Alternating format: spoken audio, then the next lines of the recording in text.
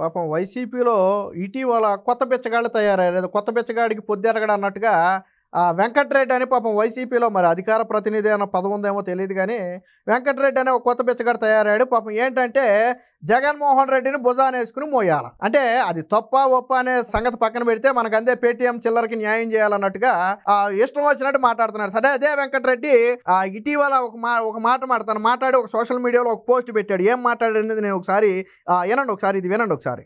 Super 6 ఇవ్వడానికి ఆంధ్రప్రదేశ్ రాష్ట్ర ప్రభుత్వం దగ్గర డబ్బులు లేవంట, అదే చంద్రబాబు నాయుడు గారి ప్రభుత్వం దగ్గర.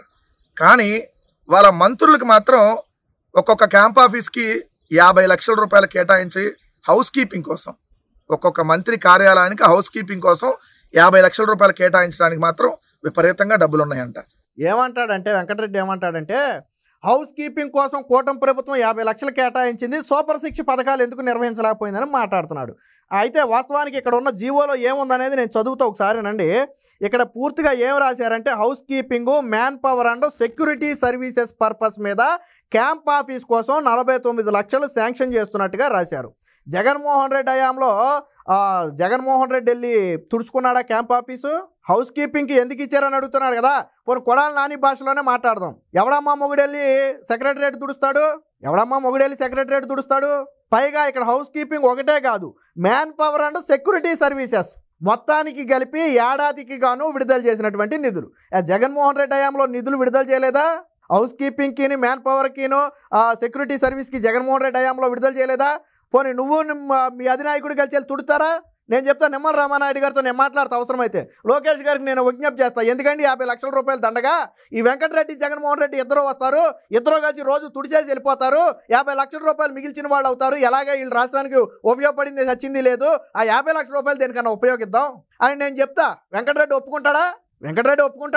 ఇక్కడ హౌస్ కీపింగ్ అనేది ఒకటే మెన్షన్ చేశాడు, ఈ మ్యాన్ పవర్ సెక్యూరిటీ సర్వీస్ అనేది రాయిలా. ఇది వెంకటరెడ్డి మాట్లాడేది. ఇంకా ఏం మాట్లాడుతున్నాడు వినండి. ఇప్పుడు మీరు చూస్తున్నటువంటి జీవోలో డ్రామా నాయుడు, అదేనండి రామానాయుడు, నీకు 18,000 అన్నటువంటి ఆ డ్రామా నాయుడు గారి ఆఫీసుకు సంబంధించి హౌస్ కీపింగ్ కోసం సంవత్సరానికి 50 లక్షల రూపాయలు రాష్ట్ర ప్రభుత్వం డబ్బులు రిలీజ్ చేసింది. ఒకవేళ రామానాయుడే డ్రామా నాయుడు అయితే నువ్వు జగన్మోహన్ రెడ్డి బఫూన్లే. రామానాయుడు డ్రామా నాయుడు అయితే జగన్మోహన్ రెడ్డి నువ్వు బఫూన్లే.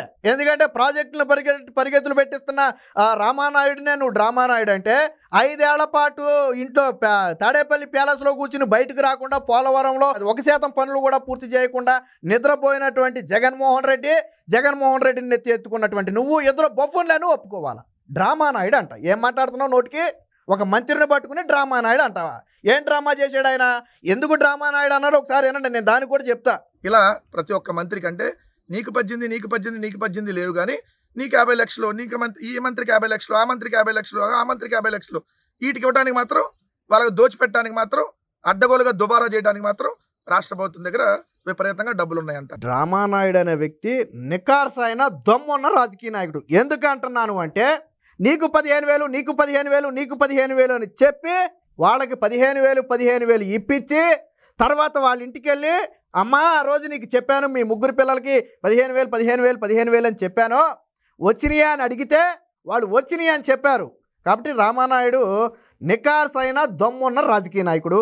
మరి పోలవరాన్ని పూర్తి చేస్తాను 5 ఏళ్లలో అని చెప్పి గద్దెనెక్కి 5 ఏళ్లలో కనీసం 5% కూడా పోలవరం పూర్తి చేయలేని జగన్మోహన్ రెడ్డిని ఏమనాలి?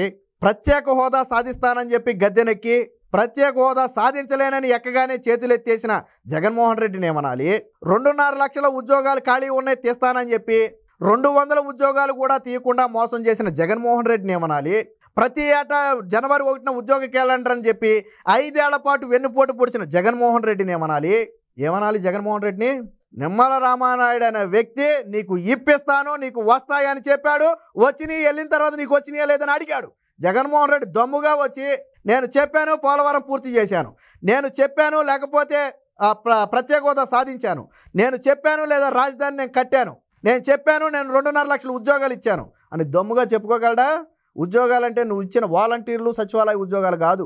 ఆ రోజు ఏపీపీఎస్సీ ద్వారా భర్తీ చేస్తానని చెప్పాడు జగన్మోహన్ రెడ్డి. నీకు గుర్తు లేకపోతే నా దగ్గర ఆధారాలు ఉన్నాయి. Open challenge. ఏదో కొత్త బిచ్చగాడు పొద్దు అడగనన్నట్టు సాక్షి వాడు వచ్చి మైకి పెట్టడం, ఈడేమో నోటుకు వచ్చినట్టు ఏది మడితే అది మాట్లాడటం. ఏది మడితే అది మాట్లాడితే ప్రజలు లెంపకాయలు వేస్తారు, అటు ఇటు వాయించేస్తారు. ఎలా అంటే మొన్న 2024 ఎన్నికల్లో జగన్మోహన్ రెడ్డికి వాయించారు చూడు, 11 సీట్లకు పడేశారు చూడు. ఈరోజు చివరికి రాష్ట్రంలో తలెత్తుకోవాలంటే సిగ్గుపడే పరిస్థితికి వచ్చాడు చూడు. ఆ విధంగా ప్రజలు లెంపలు వాయిస్తారు. వెంకటరెడ్డికి నేను ఓపెన్ ఛాలెంజ్ చేస్తున్నా. జగన్మోహన్ రెడ్డి హయాంలో హౌస్ కీపింగ్కి, మ్యాన్ పవర్కి, సెక్యూరిటీ సర్వీసెస్కి నిధులు విడుదల చేయలేదా?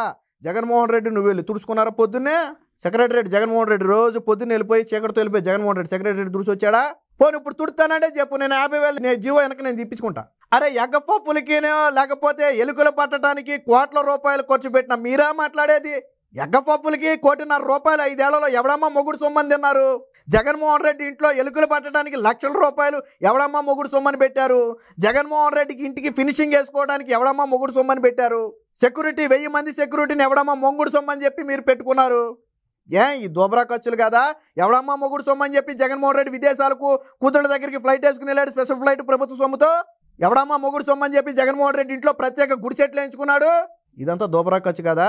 నువ్వు 4 మాట్లాడితే మేము 40 మాట్లాడతాం. నోరు ఉంది కదా అని ఏది పడితే అది మాట్లాడితే లెంపలు వాయించేస్తాం. వెంకటరెడ్డికే నేను చెప్తున్నా, పాపం వైసీపీలో ఎవడో నోరు తెరవడానికి వచ్చుకోవట్లా. ఎందుకంటే ఎక్కడ నోరు తెరితే ఎక్కడ బొక్కలు బయటపడతాయి, ఎక్కడ మన బొక్కలో మిగతారు. ఇక జగన్మోహన్ రెడ్డి గెలిచేది లేదు, చచ్చేది లేదు. ఇక ఈ నమ్ముకుంటే ఇంకా శ్రీకృష్ణ జన్మస్థలమే అని అందరూ నోరు మూసుకుంటే పాపం వీడికి ఇప్పటిదాకా ఇప్పుడు బయట కనపడిన మొహాలు కాదు కావచ్చు బహుశా. పెద్ద ఎప్పుడు ప్రాధాన్యత ఇచ్చుండడు జగన్మోహన్ రెడ్డి. అందుకని ఇప్పుడు ఏదో ఇక మాట్లాడేవాళ్ళు లేకపోతే ఏది లేనోడికి ఏదో దారి అన్నట్టు వీడికి ఇది దారి అయింది. జగన్మోహన్ రెడ్డికి ఈడే దిక్కయ్యాడు కాబట్టి నోటికి ఇష్టం వచ్చినట్టు మాట్లాడుతున్నాడు. కాబట్టి వెంకటరెడ్డి అనే వ్యక్తికి నేను చాలా స్పష్టంగా చెప్తున్నా, మాట్లాడేటప్పుడు నోరు అదుపులో పెట్టుకో. సబ్జెక్ట్ మాట్లాడు, తప్పులేదు. డ్రామా రాయుడు, లేకపోతే డ్రాయర్ల నాయుడు, లేకపోతే లోకేష్ నేమో పప్పు, ఇలాంటి మాటలు మాట్లాడితే జగన్మోహన్ రెడ్డిని అంతకు 2 ఇంతలు మాట్లాడాలి. కాబట్టి వెంకటరెడ్డి అనే వ్యక్తికి నేను చెప్పేది ఒకటే, నోరు ఉంది కదా, మైకు పెట్టారు కదా అని చెప్పి ఏది పడితే అది మాట్లాడితే ప్రజలే బుద్ధి చెప్తారు.